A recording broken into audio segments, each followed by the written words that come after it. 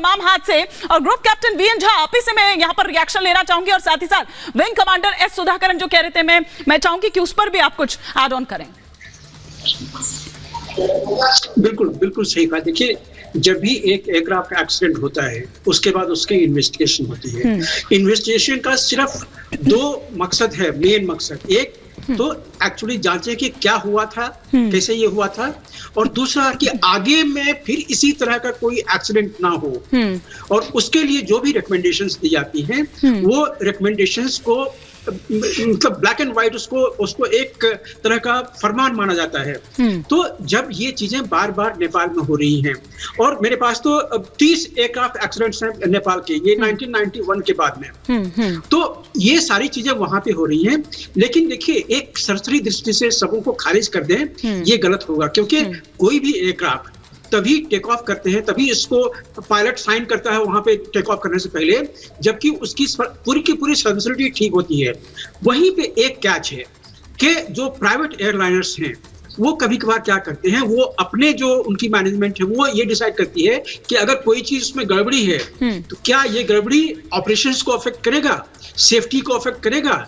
अगर वो सोचते हैं कि शायद ये इफेक्ट नहीं करेगा तो वो फिर पायलट को बाध्य करते हैं। जो छोटे छोटे एयरलाइंस हैं वो अपने पायलट को बाध्य करते हैं कि हाँ ठीक है, थोड़ी सी इसमें कमी है, आप लेके जाओ।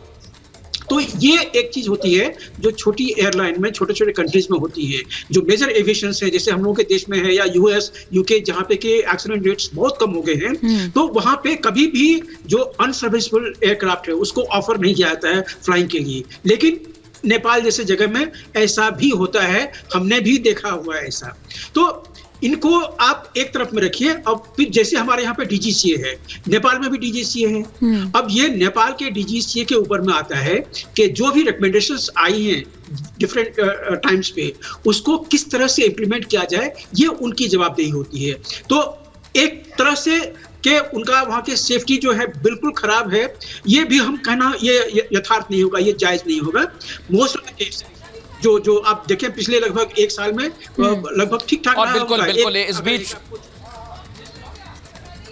अगर मेरी आवाज आ रही है तो इस बीच एक बड़ी जानकारी मिल रही है। नेपाल हादसे से जुड़ी हुई बड़ी खबर, हिमानी लगातार आप चर्चा कर रही है, एक और बड़ी जानकारी मिल रही है।